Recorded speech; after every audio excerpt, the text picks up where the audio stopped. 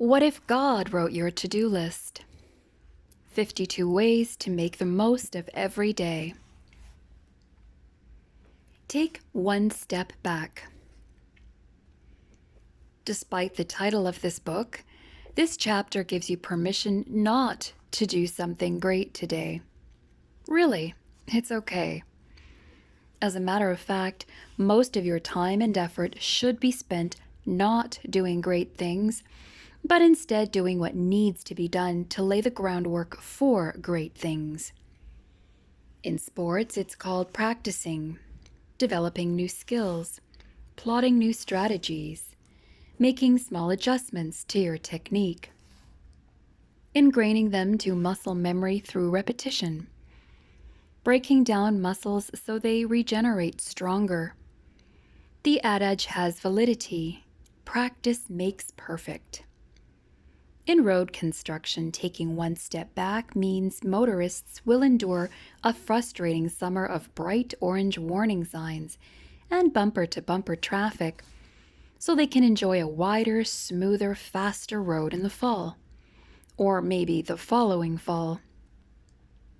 In manufacturing, taking a step back might mean expensive retooling, sacrificing profits this year for more productive futures. In warfare, it might mean retreating to a fortified position in order to better assess your own strengths and your opponent's vulnerabilities.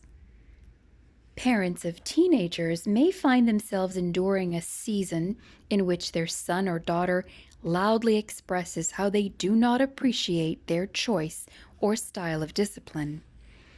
Later, with any luck, those young adults will realize mom or dad was just protecting them from the follies of youth and providing them a solid foundation for life.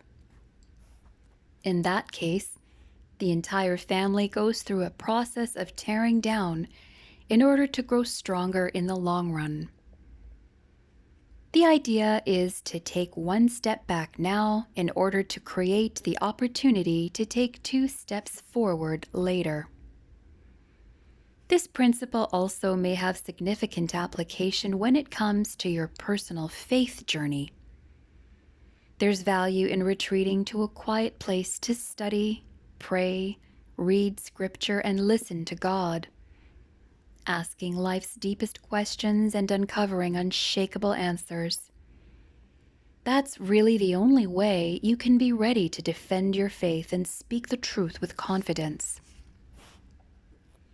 In many ways, walking into a church sanctuary for worship, hearing the word, wrestling through theological issues, taking communion, and fellowshipping with other believers is a step back.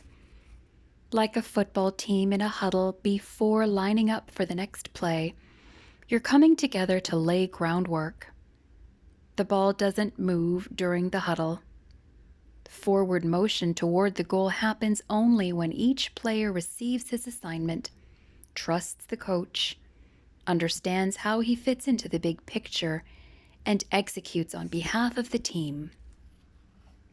So here's the big question. Tonight, when your head hits your pillow and you look back on your day, can you honestly say you either did something great or prepared to do something great? Or did you pretty much waste a day's worth of oxygen? There's no guilt here. It's just that you shouldn't take this chapter as an excuse for a lackadaisical life of backsliding or passivity. True, you don't have to cross the goal line every day or even get a first down. But every day you are expected to practice, strategize, assess your strengths and weaknesses, retool, reinforce a foundation, or huddle with teammates. It's all about laying solid groundwork for the future. Your future. Here's another way to look at it. By taking one step back, you can remove yourself from any immediate conflict, burden, or expectation.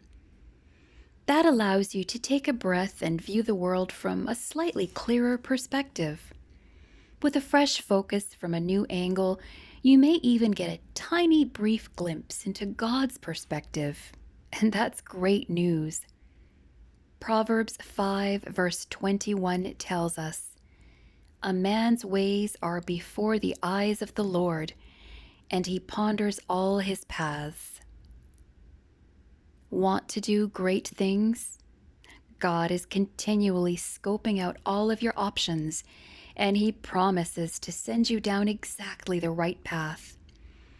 But he may not give you that assignment until you take a step back, because then you will be fully prepared to move forward in great leaps and bounds. Checking the list. If you find yourself charging unprepared into enemy territory, I applaud your ambition. But if you get shot down, beaten up, or eaten alive, maybe it's time you took a step back. Feed your soul, sharpen your sword, plan your attack, find a mentor, partner with a fellow warrior, and then forge ahead. 1 step back, 2 steps forward.